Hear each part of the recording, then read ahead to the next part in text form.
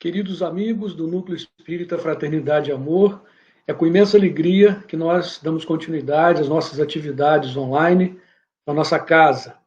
Hoje, nós vamos responder a perguntas que foram feitas pelos frequentadores do NEFA, pelos frequentadores de outras casas de Itajubá e da região, dentro do período que nós disponibilizamos um formulário online para que as pessoas que tivessem dúvidas sobre a doutrina espírita ou algum tema que ela tivesse curiosidade de saber à luz da doutrina espírita, que essas pessoas fizessem as suas perguntas e que nós responderíamos, né, os expositores do NEFA, neste evento que nós vamos realizar hoje. Uma mesa redonda, onde estamos reunidos Carlos Gomes, Edmilson, eu, a Lili, o Vinícius, a Vanessa, né? E nós vamos hoje bater um papo, refletir e responder as questões que foram colocadas. Aliás, questões muito interessantes. Nós costumamos fazer essa atividade no NEFA de forma presencial. Sempre os frequentadores apresentam questões interessantes. Nós costumamos brincar que as pessoas fazem perguntas que nem mesmo Kardec pensou naquela época, mas naturalmente que a doutrina espírita tem sim um posicionamento, respostas, né, ou a fundamentação que nos permite responder a essas questões. Então, desde já, nós agradecemos a todos aqueles que fizeram perguntas, que contribuíram, né, com este evento que nós estamos realizando. E como foram 12 perguntas que nós recebemos, nós optamos por dividir as respostas em duas etapas. Nós vamos hoje responder metade dessas perguntas com o tempo que nós temos, procurando responder com tranquilidade, responder da melhor forma possível, sem pressa, sem correria.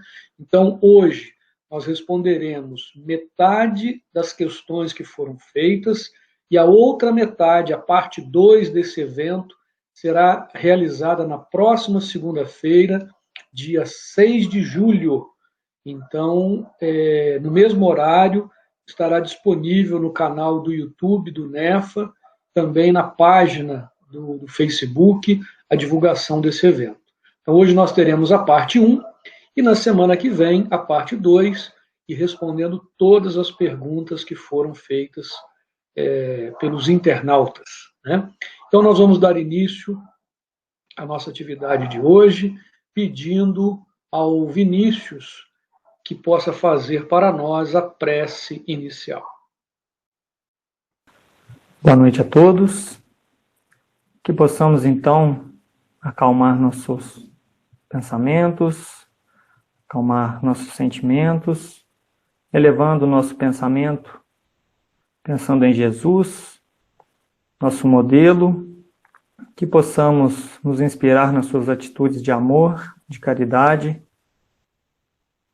sempre orando, mantendo o nosso pensamento elevado, tentando vivenciar essa vida espiritual, que é a vida verdadeira, deixando de lado as coisas materiais, e vigiai nossas atitudes, o que temos pensado para com o próximo, não julgar as atitudes do próximo, tentar ser indulgentes para com eles, e que possamos sempre vivenciar o amar ao próximo como a ti mesmo. Agradeço a espiritualidade amiga por mais um dia aqui, e aos amigos que fazem parte desta casa, para a continuidade das nossas atividades. Que Jesus abençoe nosso estudo, que assim seja. Muito bem, então muito obrigado, Vinícius, pela prece inicial. E nós vamos então começar a responder as perguntas que foram feitas através do formulário online. A primeira pergunta, bastante atual, em função do momento que nós estamos vivendo, a pessoa pergunta qual a visão do Espiritismo sobre pandemias. Lili, você gostaria de começar respondendo essa questão para nós, por favor? Posso sim, Denarte. Boa tarde a todas as pessoas que estão nos assistindo nesse momento. É um prazer estar com vocês aqui para esse Pinga Fogo. Então, ontem nós estávamos na reunião da mocidade e curioso que a gente comentou muito sobre isso, sobre essa visão do Espiritismo a respeito da pandemia. E nós estávamos trabalhando os flagelos destruidores, e aí eu queria abordar a questão 737 do Livro dos Espíritos, que Kardec pergunta: com que fim Deus castiga a humanidade com flagelos destruidores? E a resposta é: para fazê-la avançar mais depressa. Não dissemos que a destruição é necessária para a regeneração moral dos espíritos, que adquirem em cada nova existência um novo grau de perfeição? E é necessário ver o fim para apreciar os resultados. Só julgais essas coisas do vosso ponto de vista pessoal, e as chamais de flagelos por causa dos prejuízos que vos causam. Mas esses transtornos são frequentemente necessários para fazer com que as coisas cheguem mais prontamente a uma ordem melhor, realizando-se em alguns anos o que necessitaria de muitos séculos. E é interessante essa resposta do Livro dos Espíritos. Eu estava ouvindo algumas colocações do nosso amigo Haroldo Dutra sobre esse assunto, e ele cita muito claramente essa questão, dizendo que esses processos de pandemias, de catástrofes, eles contribuem muito para acelerar o nosso processo de evolução moral. Não só nosso, como das nações também. Se a gente fizer uma avaliação espiritual da humanidade, a gente vai perceber que o homem avançou muito na tecnologia, na ciência, mas ele progrediu muito pouco nas relações humanas, na ética, no respeito ao outro, na inclusão, na fraternidade, na moralidade. É como se a humanidade estivesse um pouco adoecida em determinados valores. E aí, se a gente avaliar o preconceito que ainda reina no planeta, a violência familiar, a violência contra as mulheres, isso é um indicador de que realmente nós estamos doentes. Aí, de uma hora para outra, tudo muda, né? O distanciamento social vira uma regra, uma forma de proteção. Alguns trabalhadores, eles perdem o emprego, passam um sufoco para conseguir colocar comida em casa. Há pouco mais de 2 meses, ninguém imaginava que a vida ia dar uma reviravolta tão grande. E aí a gente se pergunta: o que essa pandemia quer nos ensinar? Ela é a oportunidade de realizar uma mudança global. E isso tem que começar de dentro de cada um, de dentro para fora. O indivíduo tem que se sentir amedrontado, ele tem que sentir essa pressão para ele buscar a mudança. E é justamente isso que a questão 787 quer nos mostrar. Que nesses momentos nós damos um grande salto para a nossa evolução, ainda que os reflexos e os ganhos desse salto, ele só será percebido nas próximas gerações, né? Então, eu acho que é o gatilho, essa é a alavanca.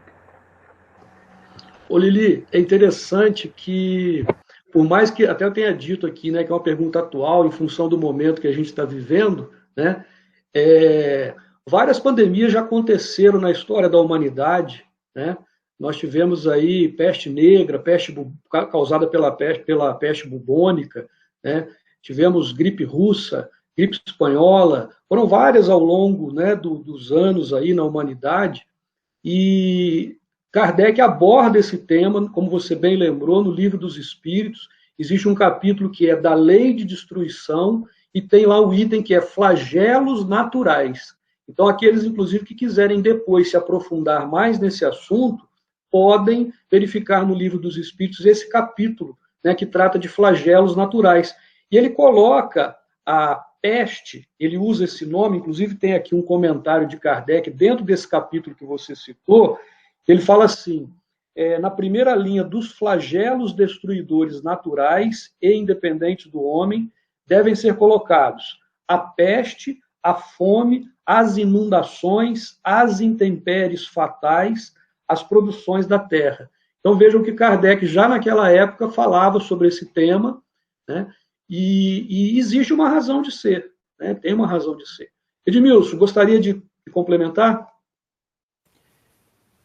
Então, lembrando, eu participei também dessa reunião que ele citou da mocidade, e na ocasião eu fiz um destaque que às vezes a gente tem uma visão injusta do processo evolutivo, porque a gente olha do passado, né, com o conhecimento que a gente tem hoje.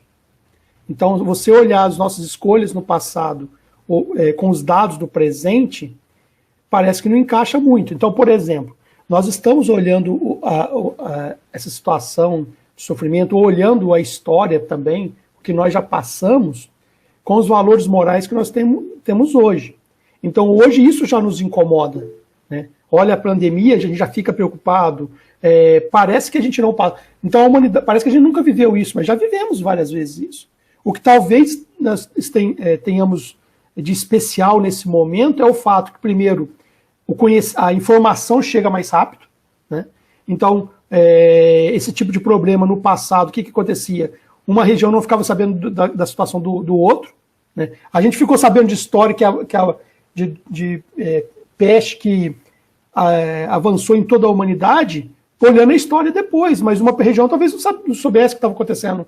Então, vinha uma pessoa com um problema, contaminado, ele vinha como um viajante, ninguém travava, ninguém fazia nenhum processo de filtro, nós não tínhamos esse conhecimento. Então, hoje, até essa expansão acontece justamente pela facilidade de comunicação, pela facilidade de viagem, os próprios meios de viagem, né, de transporte, né, então aviões. Então, hoje, de uma hora para outra, você está no outro lado do mundo, questões de horas. Então, isso complicou muito. Então, é só tomar esse cuidado que a gente fica olhando. Às vezes a gente fala do processo como se houvesse uma injustiça, como se a gente tivesse sido abandonado. O planeta oferece esse tipo de experimentação, e Kardec os espíritos vão explicar para Kardec que isso é para exercitar também a nossa inteligência, para que a gente possa desenvolver, né? A humanidade vai passando por isso porque nós ainda estamos nessa necessidade, nós ainda temos essa necessidade de aprender, de sofrer situações adversas para desenvolver a nossa capacidade de superação. Então, assim, aí quando a gente olha para trás, mas o homem fez isso, devia ter feito aquilo. Hoje nós estamos vivendo isso porque foi a ação. É um pouco injusto, porque as decisões no passado também eram consequência de uma ignorância, né? Então, mas existe uma sabedoria acima de tudo que prevê também esses eventos, porque sabe a nossa capacidade de escolha, né? Então, só esse detalhe, que é tomar cuidado, porque às vezes a gente acha que o homem está fazendo tudo errado e por isso que o mundo está em perdição, mas Deus é perfeito. E ele sabe, inclusive, a nossa capacidade de escolher mais adequadamente ou menos adequadamente pelo nível evolutivo que nós nos encontramos. Queria só chamar essa atenção. Muito bom.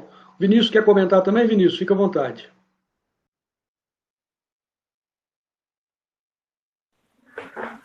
Então, nesse tema também da pandemia, eu queria tratar um pouquinho da parte da evolução, né, do nosso planeta, que estamos num planeta de provas e expiações, sendo na parte transitória, né, para o planeta de regeneração. E após esse flagelo, essa pandemia que a gente está vivendo, a gente tem um grande desencarne de espíritos, né, um número grande de espíritos retornando para a espiritualidade. E na Gênese, no final dela, na parte de São Chegados os Tempos, a partir do item 32, ele trata um pouquinho desse assunto. Aí eu vou só ler aqui para pedir licença para vocês aqui. Ele trata aqui, os grandes embarques coletivos não têm somente por finalidade ativar as saídas, mas transformar mais rapidamente os espíritos da massa, em desembaraçando-a das más influências e de dar mais ascendência às ideias novas. Os que tornam, então, não serão sempre outros espíritos, mas frequentemente os mesmos espíritos, só que pensando e sentindo de outro modo. Quando essa melhoria é isolada e individual, ela passa despercebida e fica sem influência ostensiva sobre o mundo. Todo outro é o efeito que se opera simultaneamente sobre grandes massas, porque então, conforme as proporções em uma geração, as ideias de um povo ou de uma raça podem ser profundamente modificadas. E ele trata, mas no finalzinho também, que os flagelos destruidores só destroem os corpos, mas não atingem o espírito. Eles ativam um movimento de vai e vem entre o mundo corpóreo e o mundo espiritual e, por sequência, o movimento progressivo dos espíritos encarnados e desencarnados. É de se notar que todas as épocas da história, as grandes crises sociais foram sempre seguidas de uma era de progresso. Eu acho que isso acalma um pouco a gente, né? Nos dá um pouquinho de tranquilidade de saber que isso tudo que a gente está vivendo tem um propósito, que é essa mudança, né? Esse progresso moral, que ele é bem gradativo, né? Ele é bem diferente do intelectual, né? Que é mais rápido, e o moral gasta-se um pouco mais de tempo. Eu só achei interessante falar para confortar um pouquinho, né, devido a esse momento que a gente está vivendo.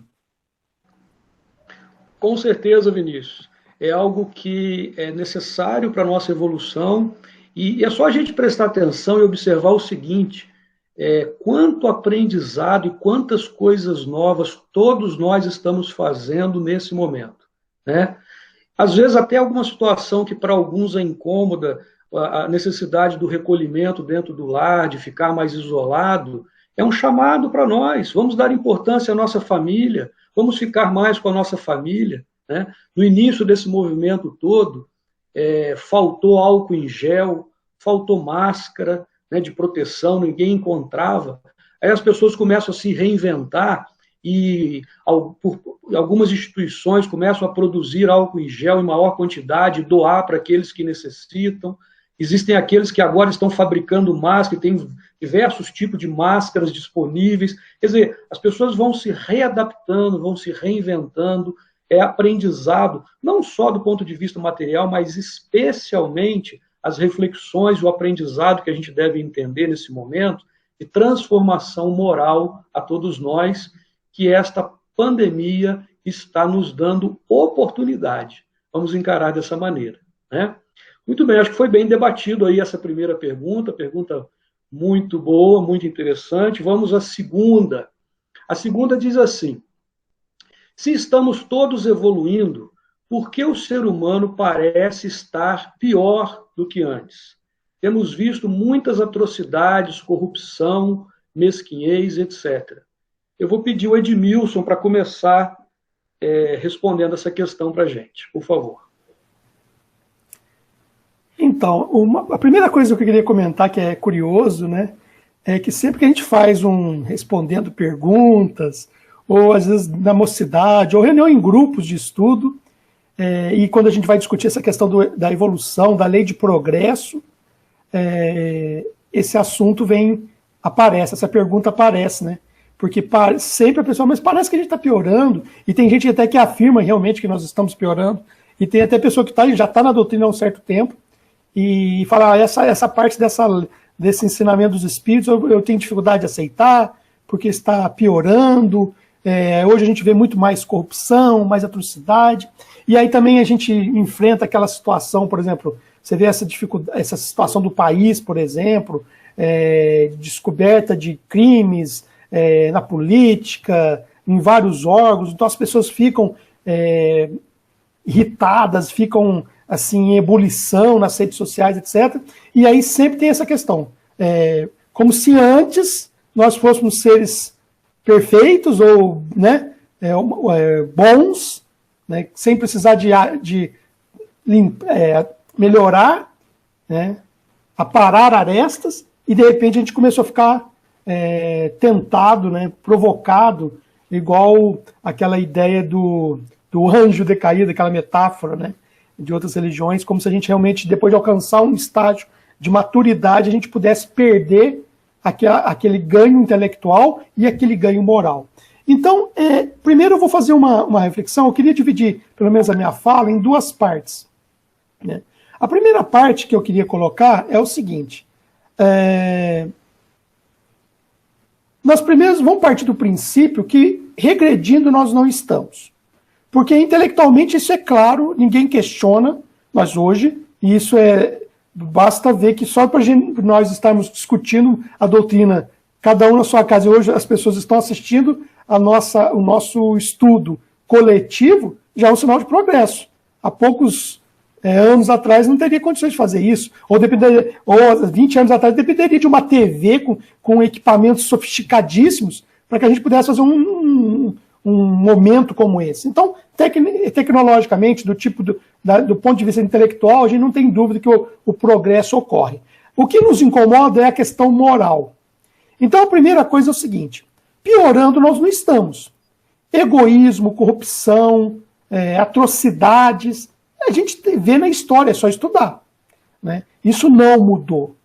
O que nós podemos questionar é se nós estamos melhorando ou se estamos estacionados. Porque em termos morais, o egoísmo vigente no ser humano sempre existiu, né? Veja o que fizemos com Cristo, né? E só para dar um exemplo histórico, quer dizer, isso sempre ocorreu. Veja a questão da escravidão. Hoje, pelo menos, você tem questões que, mesmo que o ser humano individualmente ainda cometa esse tipo de abuso, coletivamente a gente já cria leis para dizer que aquilo é errado. Antigamente isso nem existia. A lei permitia que você fizesse isso, né? A lei permitia que você tivesse escravo. Você não estava agindo contra a lei. Você não era preso se tivesse um escravo, né? Você podia invadir um país e usar sua força para dominar o outro. Então hoje existem invasões, mas toda a comunidade, né, as Nações Unidas se reúnem no mínimo para dizer que aquilo foi um erro. Pode até não tomar providência, mas informa que está. Então a gente consegue perceber que o egoísmo sempre existiu, né? Então vamos separar em duas partes. A primeira parte seria assim, pensar se nós estamos parados moralmente ou se nós estamos em progresso. Pensando na questão do estar parado, e a pergunta até ela já dá um pouco da resposta, porque ela coloca assim, a pessoa que perguntou falou, parece estar pior, o ser humano parece estar pior, né? Mas é um parece. Por que parece? Porque hoje nós temos, a informação chega muito rápido, né? Então, esse detalhe do que está acontecendo nos incomoda muito, né? Então, assim, a informação, o volume de informações que parecem estar que mostram nossa atitude moral é muito grande. Então, no passado, aconteceram coisas no entorno do ser humano, que às vezes a pessoa nascia numa fazenda, crescia, trabalhava, morria, e não ficava sabendo nada do que aconteceu na história contemporânea da época dela, né? Hoje não. Todo mundo está conectado. Então, você sabe o que está acontecendo. Então, isso cria uma sensação muito forte para nós de que as coisas não estão avançando. Mas, então, o primeiro ponto, moralmente a gente tem evoluções, porque a gente nota essa questão das leis, essa questão... Primeiro, até esse incômodo, né? No passado, as pessoas cometiam crimes e elas só se incomodavam no sentido de se vingar. Ele fez isso com a minha família, eu vou fazer isso de volta, né? Mas, assim, não porque ela achava que aquilo foi errado, é porque ela se sentia incomodada porque foi atingida. Então, hoje não, hoje a gente se incomoda. Hoje, quando a gente vê um crime na televisão, na internet, aquilo nos causa espécie, a gente fica incomodado, a gente fica triste. Então, só de estar sentindo essa questão, já mostra que a gente está em processo de evolução. Outra coisa que também é interessante a gente refletir é o seguinte, de novo, a comparação é injusta por causa da evolução intelectual. Se nós lembrarmos, por exemplo, do que foi feito nas cruzadas, os abusos que fizeram, né? Os bárbaros invadindo a Europa, os próprios romanos invadindo outros países, vamos fazer uma pergunta bem simples. O que esses povos fariam se tivesse o poder armamentício que nós temos hoje, né? Não vou dizer nem da Segunda Guerra Mundial. Se eles tivessem as armas que nós tínhamos na Primeira Guerra Mundial, nós não teríamos o planeta, porque eles não iam pensar duas vezes, né? Então, mesmo nas grandes guerras, existia uma sociedade tentando lutar contra aquilo, existia uma indignação. E no passado, se a evolução intelectual tivesse dado recursos para que o homem manifestasse toda a sua crueldade, a situação era muito pior, a gente consegue perceber. Então, o que muitas vezes tolheu e que dá essa impressão de que às vezes nós estamos pior, é porque antes não tinha tanto recurso para manifestar toda a nossa crueldade. E aí, então, de novo, então, pior nós não estamos. Né? A gente percebe isso. O homem tinha essas coisas ainda do seu atraso moral, do seu primitivismo. Mas a gente percebe, sim, que estamos melhorando. Então, aí é o ponto. Quer dizer, se por um lado a gente poderia pensar, não, então moralmente a gente parou. Não, não paramos. Veja esse momento que nós estamos tendo aqui.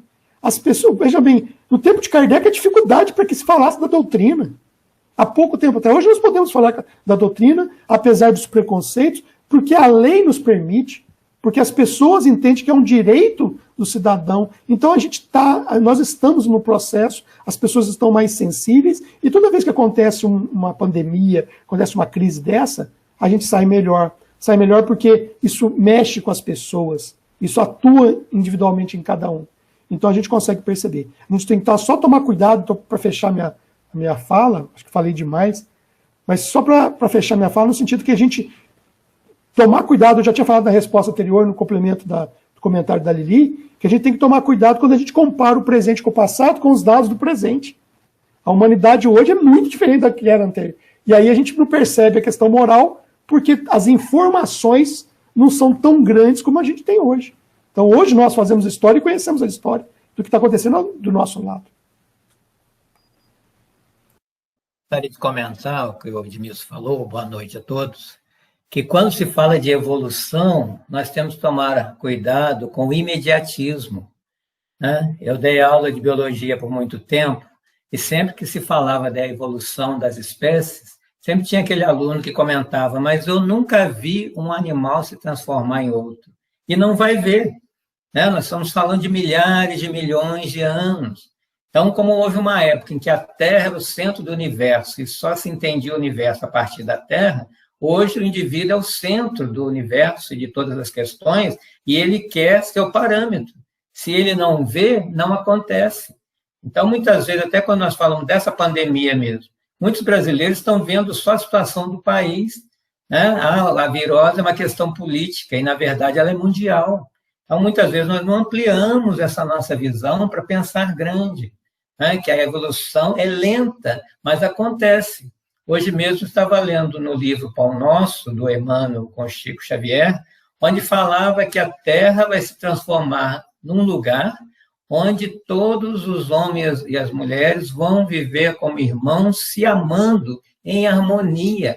Dá para acreditar nisso? Né? Então, se ali está dizendo, se Deus, né, se Jesus veio nos falar que a Terra é o mundo, né, que está em regeneração e aqui vai ser implantado o reino divino, nós acreditamos como cristãos ou não? Então, nós queremos, numa existência só, ver toda essa situação resolvida quando precisamos, nós mesmos, a nossa evolução, quando nós falamos assim, o mundo está piorando, eu tenho que voltar para mim nesse momento. Desde quando eu nasci até hoje, eu melhorei ou piorei? Desde quando eu entrei na doutrina espírita, eu melhorei ou piorei? Né? Então, a partir de mim, se eu sou capaz de melhorar e perceber isso sensivelmente, as outras pessoas também.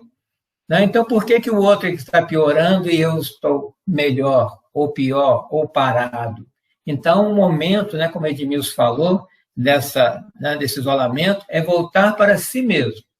Né? O psicólogo Marlon Reik, de Curitiba, está com uma live, né, no YouTube, que se chama Vai para Dentro, onde ele faz essa análise para o homem voltar para si mesmo nesse momento, para o autodescobrimento, para uma autorreflexão e parar e pensar o que eu estou fazendo no mundo. Né? Se essa Covid, né, eu adquiri e desencarnar nessa pandemia, até aqui já está bom? Eu quero caminhar um pouco mais, aprendi o que até então? E a partir do momento que eu voltar para a rua, eu vou voltar do mesmo jeito? Ou essa parada está me fazendo me tornar uma pessoa melhor, com melhores leituras, né, com o que eu estou procurando na internet, a falta dos amigos, dos familiares? Então, é dessa evolução que nós temos que prestar atenção. Né? Como é que eu estou no processo evolutivo? Porque a evolução está acontecendo, sim. mas não dentro do meu parâmetro. É isso. Eu fiquei pensando também, né? Essa questão da gente enxergar, né, só a desgraça e parecer que o ser humano está piorando, é uma questão de como a gente enxerga a vida também, né? A gente tem esse costume de buscar muito no mundo material algo que nos deixe feliz ou que satisfaça, né? Como se o ambiente precisasse estar propício para que a gente fosse feliz, para que a gente amasse.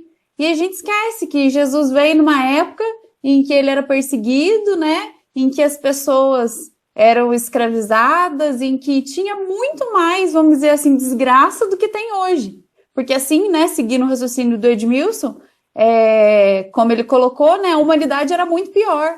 E ele não deixou de enxergar o lado bom, de ver, né, o potencial das pessoas, de saber que ele estaria plantando uma semente ali e que tudo isso era valioso. Então, a gente tem que repensar um pouquinho, né? Como eu estou vendo a vida.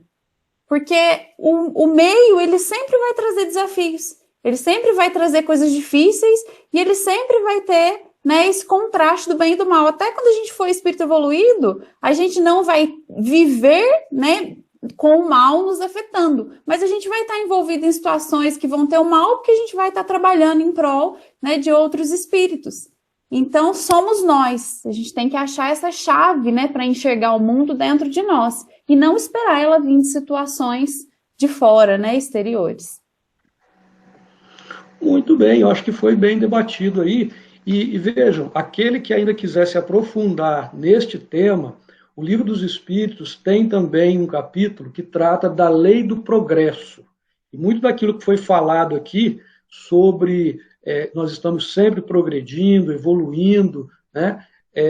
A questão do progresso tanto individual quanto da humanidade, nós vamos encontrar mais detalhadamente ainda. É sempre importante também depois buscar no Livro dos Espíritos, e o Livro dos Espíritos também tem um capítulo que trata desse tema, que é o capítulo da lei do progresso. Tá?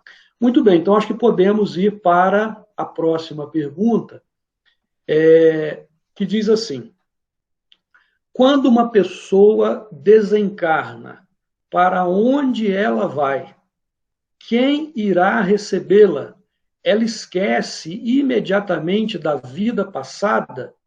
Eu vou pedir ao Vinícius para começar comentando aí essa pergunta e depois os demais também fiquem à vontade.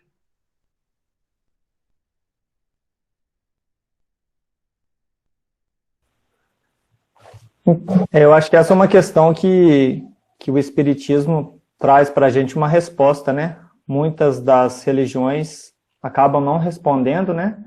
Essa questão tem algum dogma, alguma coisa já definida que não pode ser questionado.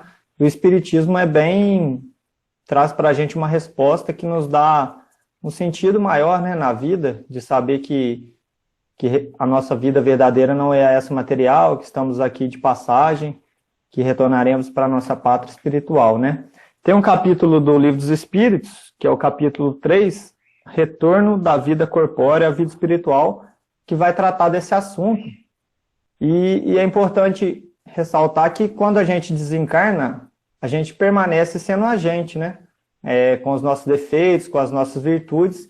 Ninguém após o desencarne vira santo e nem regride também, né? A gente continua com os mesmos pensamentos.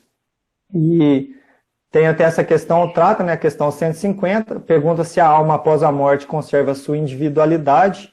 Fala que sim, jamais a perde. Que seria ela se não a conservasse? Então, ali depois já trata também, né, se a pessoa lembra da vida passada e qual pessoa a gente vai encontrar. A questão 160 trata para a gente: o espírito encontra imediatamente com os que conheceu na Terra e os que morreram antes dele? Aí os espíritos respondem: sim, conforme a afeição que lhes votava e que lhes consagrava. Muitas vezes aqueles seus conhecidos o vêm receber à entrada do mundo dos espíritos e ajudam a desligar-se das faixas da matéria. Encontra-se também com muitos dos que conheceu e perdeu de vista durante sua vida terrena. Vê os que estão na erraticidade, como vê os encarnados e os vai visitar. Tem relatos, né, da doutrina espírita que, após o desencarne, a gente passa por um período de perturbação, né? Que seria o período para a gente se adaptar a esse desencarne, né? Do desligamento do nosso corpo físico e da nova etapa que a gente vai viver.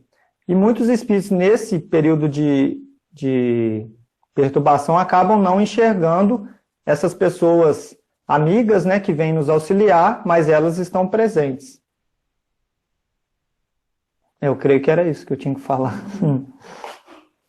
Muito bom, Vinícius. É isso aí, muito bem. O Vinícius lembrou muito bem, mais uma vez, tem uma questão, né, um capítulo inteiro, na verdade, no Livro dos Espíritos, que trata desse tema, que é da volta do espírito extinto à vida corpórea. Né? E aí vai dizer a alma após a morte, como é que é a separação da alma e do corpo, uma perturbação espiritual, que ele chama aqui, que é justamente a última questão que foi colocada, se o espírito lembra imediatamente ou de uma vida passada, do que aconteceu, isso depende de cada espírito, né? Depende de cada um. Ele vai passar por um período de readaptação no mundo espiritual, quando ele retorna à pátria espiritual. Né? Eu vi que o Carlos estava querendo comentar também essa questão, Carlos, pode ficar à vontade. Eu acho interessante que é uma pergunta que muita gente se faz, né? O que acontece do outro lado? Se eu vou continuar sendo eu? Porque essa questão da morte como fim ainda é muito forte no nosso imaginário coletivo. Então, por mais até mesmo espíritos, a gente vê comentando essa dúvida, né? Então, isso é tão forte, está tão impregnado no nosso subconsciente, que o medo da morte é justamente isso, é esse desaparecimento. Então, a certeza que o Espiritismo nos dá, que alguém que nos ama vai nos receber e vai nos encaminhar para um bom lugar, vai nos orientar do outro lado, é um lenitivo, né, para a nossa crença, né, para nós podermos ir em paz. Né? É preciso ir em paz, até para não passar muito tempo por essa perturbação que o Vinícius falou, né, que é o chamado de umbral e que muita gente também interpreta de uma forma muito negativa. Né? Esse dia eu estava pensando sobre um umbral, que seria essa passagem da noite com o amanhecer, né? Justamente aquela interface entre a noite e o dia, onde a gente vai despedindo da noite para receber a claridade da manhã. Só que tem muita gente que gosta da noite, então quando começa a amanhecer, ela se apavora. Né? Essa luz vai iluminar toda a minha sombra e vai mostrar o que eu fiz durante a noite, deixa eu continuar escondido na noite, que é justamente aqueles que ficam presos à matéria porque não querem se render à espiritualidade, mesmo sendo um espírito. Né? Então, é isso que nós precisamos trabalhar, né? Até mesmo voltando à questão da evolução. Evoluir é o quê? Me espiritualizar para me preparar a voltar a essa espiritualidade, que é a pergunta que o Vinícius acabou de responder. Né? É isso. E eu ainda fiquei pensando, né, seguindo o raciocínio do Carlos, que talvez, né, vamos dizer assim, o quesito, né, entre aspas, mais importante no desencarne é o pensamento, né, o equilíbrio do pensamento,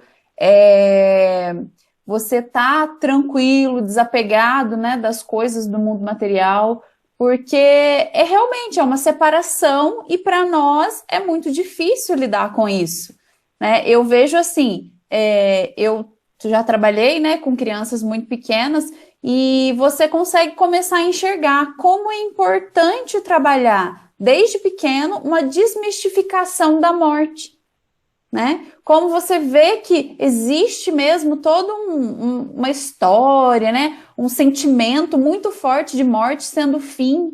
E as crianças, se não aprenderem isso, né, desde pequenas, né, que a morte é uma transformação, né? É uma passagem, não é um castigo, não é o fim.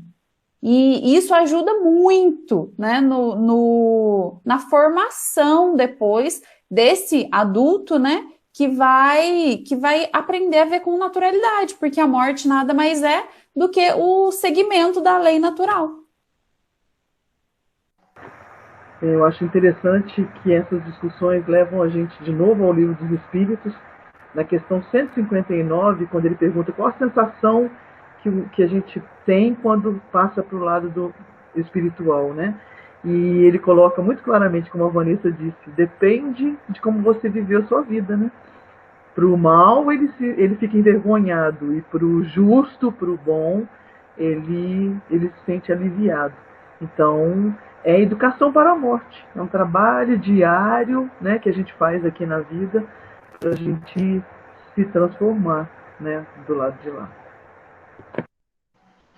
Muito bem, Lili. Muito bom a todos aí que comentaram. Esse é um aspecto consolador da doutrina espírita, né? Saber que a morte, como já foi comentado por todos, não é o fim, né? Que nós continuamos sendo quem somos, mantemos a nossa individualidade, só que agora numa outra dimensão, retornando, e esse é um outro aspecto também, retornando à verdadeira pátria, ao mundo espiritual.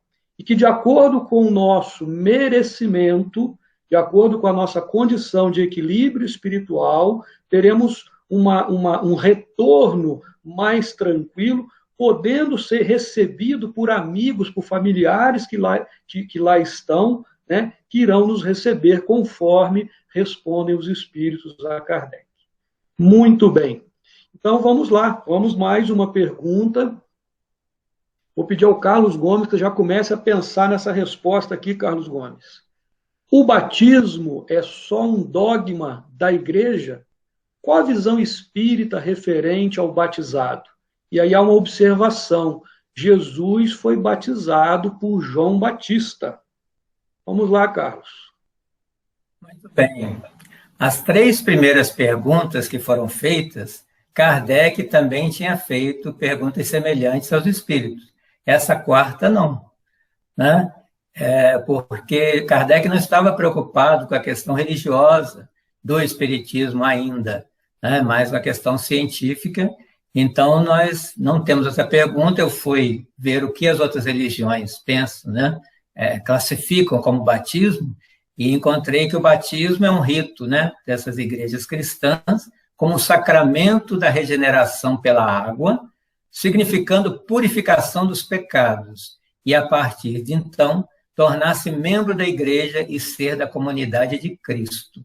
Então, é um dogma, é um ritual, né, de algumas igrejas que adotaram, e o espiritismo, mesmo sendo uma religião, né, não tem dogmas, não tem rituais, e no livro do Novo Testamento, traduzido pelo jurista, né, o Haroldo Dutra Dias, ele também coloca que batismo, também uma outra palavra, né, um outro conceito, pode ser mergulho, né? Então, podemos ver, interpretar um mergulho nos conhecimentos do Cristo, né? Porque para nós espíritas, a purificação não é na água, mas no entendimento, né? Voltando à questão da evolução, é reforma íntima de cada um, mudança de postura, e como Kardec mesmo conceituou o que é o espírita, é aquele que se preocupa com a sua transformação moral. Então, esse seria, para nós, então, a interpretação de batismo, no sentido de um novo homem, a partir do momento que ele se transforma. E como que essa transformação? É domar os maus pendores, todos aqueles sentimentos negativos que dão ensejo a comportamentos negativos, vítimas do orgulho, da vaidade e do egoísmo, domar, não deixar ele sair para que eu me transforme realmente em alguém com mais humildade, né, podendo ser realmente com o Cristo, porque Jesus não é aquele que é para ser apenas adorado, louvado, mas seguido no sentido de imitado. Então, de vez em quando, parar e pensar e perguntar o quanto de Jesus já há em mim, o quanto de comportamentos iguais ao dele eu já consigo realizar nessa minha pequenez, nessa minha limitação. Né? Já consigo ler o Evangelho, meditar sobre o Evangelho. Né? Então, João Batista mergulhou Jesus como um costume da época. Né? Jesus não poderia chegar contrariando as leis, até porque ele veio fazê-las serem cumpridas. Então, era um ritual para o momento. Mas a Bíblia, o Evangelho, precisamos tirar o espírito da letra. Não apenas acompanhar aquela história, mas transpor a história para os dias de hoje. Né? O que significa aquele mergulho de Jesus naquele momento, e a partir daquele momento ele sair pregando. Não é um ritual de passagem, não é um momento, né, que ficou marcado para o início, né, do seu trabalho evangélico, né? Então, abro aí para a discussão dos colegas. Bom, queria fazer um comentário sobre essa questão. Eu separei 2 trechos de 2 livros diferentes, só para dar também elementos para o pessoal depois estudar, aprofundando, né? Esse tema é interessante, porque sempre que a gente vem também de outra religião, a gente traz essas questões, e isso nas outras religiões, como o Carlos colocou, é bem forte, né? Essa questão do batismo. Inclusive, eu já passei por uma experiência curiosa, quando eu fui casar, né? E o sacerdote perguntou para mim: se você não foi batizado, você é um pagão, né? E até o conceito de pagão é um negócio curioso, né? Porque antigamente era, lá nos romanos, era aquele que não, no primeiro momento, que não entrava nas forças armadas, né? No exército, etc., né? Então tem uma série de coisas. Mas eu separei um trecho do livro, vou ver se dá para o pessoal ver aqui, chama Elementos de Teologia Espírita, é do Francisco Cajazeiras, é muito legal esse livro, e tem uma parte que ele fala sobre o batismo e o espiritismo, né? E primeiro ele faz uma descrição dessa questão do batismo, que o próprio João Batista mudou um pouco o hábito, a questão da circuncisão nos judeus, que aliás o Cristo foi circuncisado porque ele era judeu, né? Então, às vezes a gente esquece desse detalhe. Então, ele se submeteu às regras da sociedade na sua época, né? E era uma prática cruenta, uma prática de sangue, né? Que fazia com a criança, aquela coisa toda. Então, João Batista já muda um pouco isso. Ao mudar para a questão da água, já é uma questão de diferente. Mas olha que interessante, né? Jesus dizia assim, está no Evangelho de Mateus, o João Batista comentando: eu vos batizo com água, mas vem aquele que é mais forte do que eu, do qual não sou digno de desatar a correia das sandálias. Ele vos batizará com o Espírito Santo e com fogo. Né? Então, quer dizer, e aí depois tem um outro trecho também de Mateus, que é assim, e quando Jesus coloca: ide, portanto, e fazem que todas as nações se tornem discípulos, batizando-os em nome do Pai, do Filho e do Espírito Santo. Aqui até o Francisco, ele grifa o batizando no nome do Pai, do Filho e do Espírito Santo, para mostrar que essa frase foi uma interpolação do Evangelho, já que esse conceito de trindade só surgiu no concílio de 553, primeiro de 325, né, o concílio de Nicéia, e depois do concílio de Constantinopla. Nem existia esse conceito no tempo do Cristo. Então provavelmente tem questões aí da letra que deveria ser discutida. Mas trazendo para a forma, para a essência, e aí seguindo um pouco a linha do que o Carlos colocou, e também, esse livro também trata disso, mas eu vou destacar um trecho de Herculano Pires, que está no livro Agonia das Religiões, quando ele coloca assim, se me permite, é um trechinho um pouco extenso, mas vou tentar ser sucinto. O problema da religião no espiritismo tem provocado discussões e controvérsias infindáveis, porque essa doutrina não se apresenta como religião no sentido comum do termo. Allan Kardec, como discípulo de Pestalozzi, adotava a posição de seu mestre no tocante à classificação das religiões. Pestalozzi admitia a existência de 3 tipos de religião: a animal, primitiva, a social e a espiritual, mas recusava-se a chamar esta última de religião, dando-lhe designação de moralidade. Isso porque a religião superior ou espiritual, segundo ele, só era professada individualmente pela criatura que superava o ser social e desenvolvia em si o ser moral. Kardec recusou-se a falar em religião espírita, sustentando que o espiritismo é doutrina científica e filosófica de consequências morais, mas deu a essas consequências enorme importância ao considerar o espiritismo como desenvolvimento histórico do cristianismo, destinado a restabelecer a verdade dos princípios cristãos, deformados pelo processo natural de sincretismo religioso que originou as igrejas cristãs. Essa posição espírita manteve a doutrina e o movimento doutrinário em posição marginal no campo religioso. Para os espíritas, entretanto, a posição da doutrina não é marginal, mas superior, pois o espiritismo representaria o cumprimento da profecia evangélica da religião em espírito e verdade, que se desenvolveria sob a égide do próprio Cristo. Vai um pouco além, aí chegando nessa questão do batismo, a religião espírita não se organizou em forma de igreja, não admite sacramentos, nem admitiu nenhuma forma de autoridade religiosa de tipo sacerdotal. Não há batismo nem casamento religioso no espiritismo, nem confissões ou indulgências. Todos esses formalismos são considerados como de origem pagã e judaica. Entende-se o batismo como rito de iniciação, que Jesus substituiu pelo batismo do Espírito, sendo este considerado como a iniciação no conhecimento doutrinário, feita naturalmente pelo estudo da doutrina, sem nenhum ato ritual. Admite-se também que o batismo do Espírito, segundo o texto do livro dos Atos dos Apóstolos, sobre a visita de Pedro à casa do centurião Cornélios, no porto de Jope, pode completar-se nos médios quando se verifica espontaneamente com o desenvolvimento da mediunidade. E aí, só para finalizar, tem mais um textinho que eu acho que é curioso, que é interessante. Em relação ao batismo, eu já coloquei, mas olha só. Essa posição espírita no campo religioso, sem dogmas, sem rituais, né, sem uma estrutura de igreja, causou numerosas dificuldades aos espíritos no tocante às religiões de instituições doutrinárias com os poderes oficiais, particularmente para a declaração de religião em documentos oficiais. Então a pessoa fala, eu sou espírita, minha religião é o espiritismo. Isso no início tinha dificuldades. Para o resguardo dos direitos escolares em face do ensino religioso, para a declaração de religião nos recenseamentos da população, até que medidas oficiais reconheceram esses direitos. Em compensação, quer dizer, então, tivemos essa dificuldade, né, de caracterizar o espiritismo como religião perante as leis sociais, né, mas em compensação o espiritismo ficou livre das consequências da crise religiosa, que não o atingiram. Quer dizer, porque não precisou ficar vinculado à opinião de alguns. Né. Acho que eu falei muito, mas essa era a ideia aí para... Esse é um tema interessante. Tá ótimo, obrigado, Carlos, Edmilson. Eu só queria complementar rapidamente que ficou muito claro para todos que no Espiritismo não existe dogma, não existem rituais, mas ainda assim respeitamos, né, todas as religiões. Acho que é um dever nosso como cristão e de todos, né, respeitar e procurar entender, né, aqueles que têm as suas crenças, têm rituais e têm dogmas.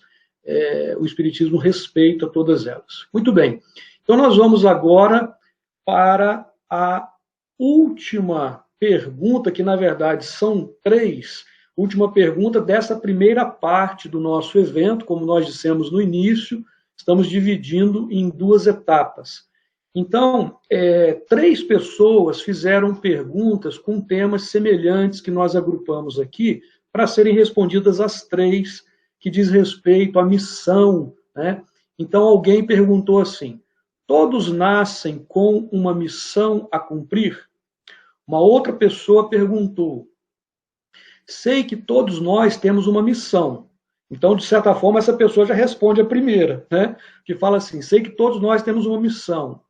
Após cumprirmos, nós desencarnamos? Será que quando cumpre a missão, então a pessoa já desencarna? E a terceira é, qual a meta do espírito enquanto encarnado?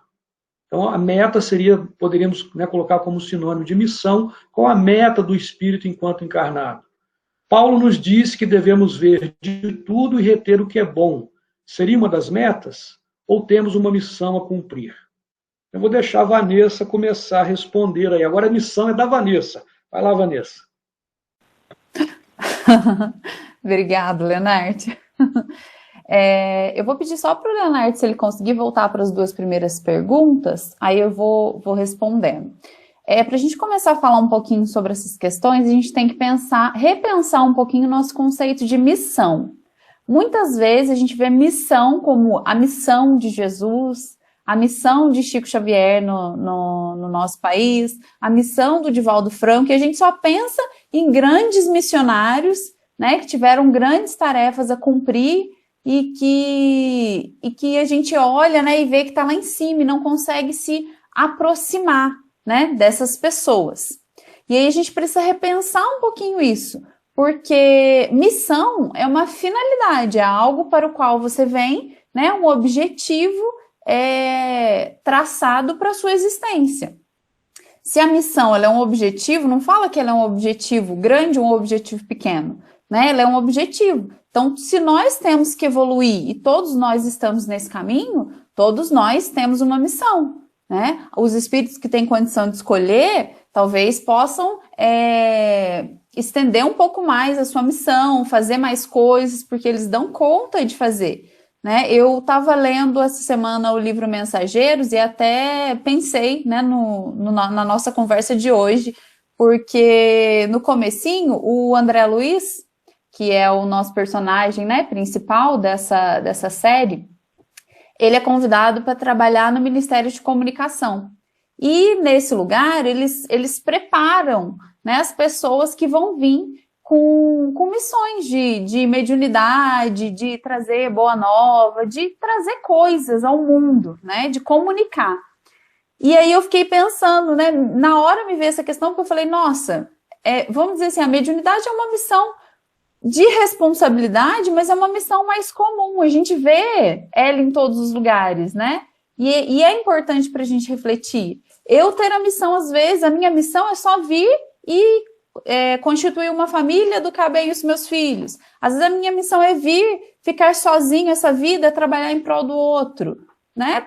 Ninguém vai saber qual é a nossa missão, mas todos nós temos um propósito, algo que faz valer porque nós estamos aqui. Até aquele espírito, né, que talvez vá ter uma reencarnação onde ele tenha menos condições de escolher, talvez até compulsória, ele tem uma missão, que é de resgatar os danos perispirituais, os machucados que ele tem no perispírito dele.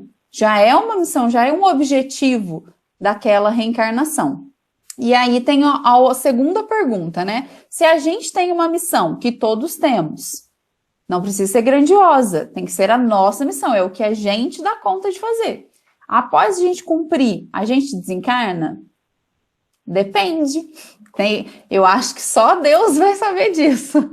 Fica difícil, né, a gente colocar um ponto nisso. Até tem uma historinha que a Sara contou na palestra do Jerônimo Mendonça, tem no nosso canal do NEFA, quem quiser assistir, né, muito boa também. E Jerônimo Mendonça foi um trabalhador da doutrina espírita e teve uma fase da vida dele que ele estava muito mal de saúde e ele vai visitar o Chico. E aí quando ele chega lá pro Chico, ele fala assim, Chico, nossa, você não vai acreditar, minha vida tá por um fio. E aí Chico olha para ele e fala assim, Jerônimo, benditos fios, tem fio de nylon, fio de aço. Aí o Jerônimo começa a rir, né? Aí o Chico ainda fala para ele, fala assim, olha, o trabalho no bem, ele engrossa o fio, né? Ele fala, o Emmanuel tá me falando aqui, o trabalho no bem engrossa o fio, então você pode ficar tranquilo. E com nós é a mesma coisa. À medida que nós estivermos sendo úteis aqui no plano físico, a espiritualidade vai proporcionar, mesmo que a gente já tenha cumprido, né? Vamos dizer assim, o grosso da nossa missão, né? O objetivo maior da nossa missão. Se está sendo bom para nós, a gente vai continuar aqui no mundo trazendo, né, o bem. E aí a gente pensa uma outra coisa também, né? A gente entra em confronto com a visão do desencarne, porque dá uma sensação que o desencarne é um castigo. E, na verdade, ele não é. Ele só vai acontecer no momento em que for mais benéfico para mim estar no plano espiritual do que estar encarnado aqui no planeta Terra. Vanessa, deixa eu só fazer uma parte rapidinho nessa sua fala, porque a segunda pergunta ela é muito interessante, né? Porque fala só, se tem uma missão, a pessoa encarna com a missão, e ela cumpre a missão, então parece que acabou, então vai embora, volta para o plano espiritual, né? É muito interessante essa pergunta. Mas aí, nesse sentido, a gente tem que entender, e até falando da primeira também, a gente tem que entender, assim, qual é a nossa grande missão como espíritos imortais. É atingirmos a perfeição, evoluirmos, progredirmos até atingirmos a perfeição. Logicamente que para atingir esse grande objetivo, nós passamos por etapas. E a cada existência, a gente vem, como você falou, né, com tarefas a cumprir, oportunidades a cumprir, missões, trabalhos, podemos dar o nome que for, mas nós temos sim algo a fazer. Nós viemos aqui à toa, né? Mas não significa que nós, necessariamente, numa encarnação, não vamos, na verdade, atingir o objetivo maior, a missão maior. Então, é natural que a gente pode até vir com uma missão, vou dar um exemplo simples, o Chico ele vem com uma missão na mediunidade, de publicação de livros, ele superou aquilo que estava programado, né? Todos conhecem essa história com Emmanuel. Ele vinha para publicar 30, depois 60, e publicou mais de 400 livros. Então, não significa que cumprir necessariamente aquilo que foi planejado, ele vai retornar, ele pode continuar, ele está engrossando o fio com o trabalho, como você falou, né? Desculpa te interromper, ainda tem a última questão, né? Fica à vontade. Não, tá ótimo. Você passa para nós? Isso, obrigada. Leu meus pensamentos. E aí, né, vem essa pergunta sobre a meta do espírito encarnado. Eu acho que acabou que eu e o Leonardo já falamos um pouquinho sobre isso. A nossa meta é a evolução, é o caminho do bem. Então, se nós estamos caminhando, né, para o bem, né, para o auxílio, para a caridade, né, olhando os ensinos de Jesus e vendo que aquilo está conseguindo, né, aparecer na nossa vida, é o nosso caminho. Paulo disse, e é um alerta muito bom, devemos ver de tudo e reter o que é bom, né? E ver de tudo traz também uma outra reflexão. Às vezes, a gente pensa assim, eu preciso então fazer tudo, eu preciso evoluir tudo numa existência só. Mas não, eu vou fazer o que eu consigo. Se eu consigo fazer 5 trabalhos voluntários e aquilo não me pesa, tudo bem. Mas se eu consigo fazer um também, bem feito, tá ótimo. A gente tem que parar de se comparar aos outros e querer um parâmetro, né, das coisas da vida. O que a gente tem que ser, gente, é bom. A gente tem que tentar dar o nosso máximo, né, e olhar para dentro de nós e ver verdadeiramente o que está saindo do nosso coração, o que a gente está fazendo de coração. Essa é a nossa missão, né? Esse comentário que foi bem interessante, né? Quando a pessoa faz uma observação que é verdadeira, né? Que Paulo nos diz que devemos ver de tudo e reter o que é bom. É uma orientação, ela não é propriamente uma meta, um objetivo, uma missão, mas é uma orientação muito importante. E eu me lembrei agora que o Edmilson já comentou uma vez sobre isso, eu vou pedir para ele comentar, ele fala do pai dele, que fala uma coisa interessante aí. Se você puder comentar para a gente, Edmilson, só para a gente finalizar essa primeira parte aí, eu acho muito interessante o comentário que você uma vez fez a respeito dessa frase de Paulo. É que meu pai sempre comentava o seguinte, que primeiro que essa é uma afirmação que está na carta aos Tessalonicenses, se não me engano, na segunda carta, né? E aí meu pai sempre brincou falando que o Paulo, se ele falou isso, é que naquela época dele tinha uma meia dúzia de pergaminho para ler, né? E hoje, como é que você vai... É porque ele fala examinar e tudo, no sentido de estudar tudo, avaliar tudo, para reter o que é bom, né? E hoje, até para você selecionar o que você vai estudar, é um trabalho, né? Muito grande. E eu gosto muito dessa frase porque, colocando nesse contexto da pergunta, se seria uma meta, eu acho que ela não é uma meta, ela é um meio, né? Quer dizer, tipo assim, se você avalia tudo e vai tirando o que é bom para você vai atingir a sua meta, que é melhorar, aí a questão lá para que o pessoal depois lê, né, agora a gente está chegando no fim, mas a Vanessa colocou bem em outras palavras, né, a questão 132 do Livro dos Espíritos, quando Kardec pergunta qual a finalidade da encarnação dos espíritos, né? Então o pessoal depois dá uma lidinha na resposta lá.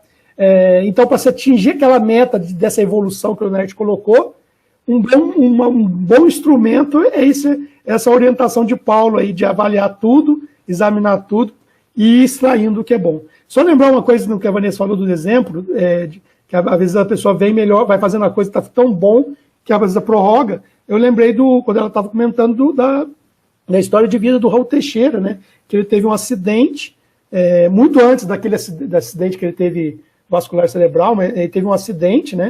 No final da década de 80, e acidente de carro, ele estava indo fazer uma palestra em outro estado, inclusive, com um colega, teve um acidente e depois ele teve a informação dos espíritos que a programação de vida dele era para terminar naquele acidente ali. Mas a espiritualidade, inclusive a mãe dele intercedendo, os espíritos superiores, eles entenderam que ele estava com uma dinâmica legal de trabalho no bem e na divulgação da doutrina, e que se ele voltasse para depois passar um período no plano espiritual, reencarnar e começar de novo o trabalho, eles chegaram à conclusão que era interessante prorrogar, e ele sobreviveu sem nenhum arranhão ali, e até hoje está aí, mesmo depois do problema do acidente que ele teve, a dificuldade que ele tem, está ali divulgando a doutrina, fazendo palestra, dentro do jeito dele, fazendo orações.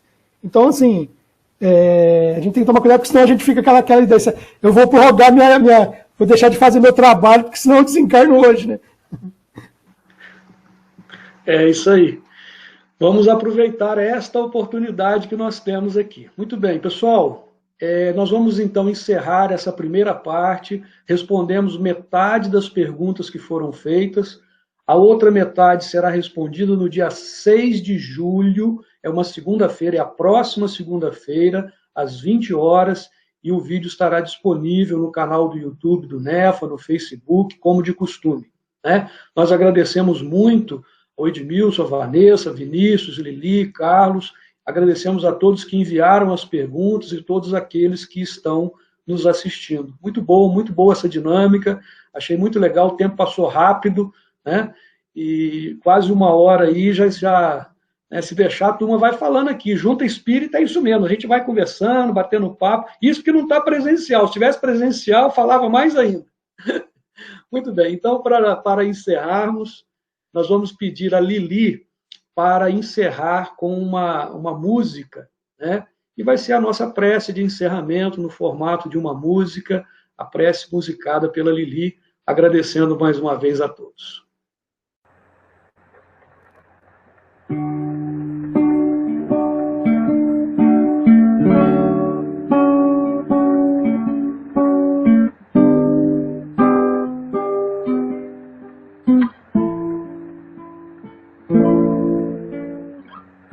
Toda vez que eu penso em Jesus, meu coração se acende no meu peito. Toda vez que eu sinto essa luz iluminando a minha mente, meu corpo, pareço flutuar quando penso em Jesus. Eu sinto paz.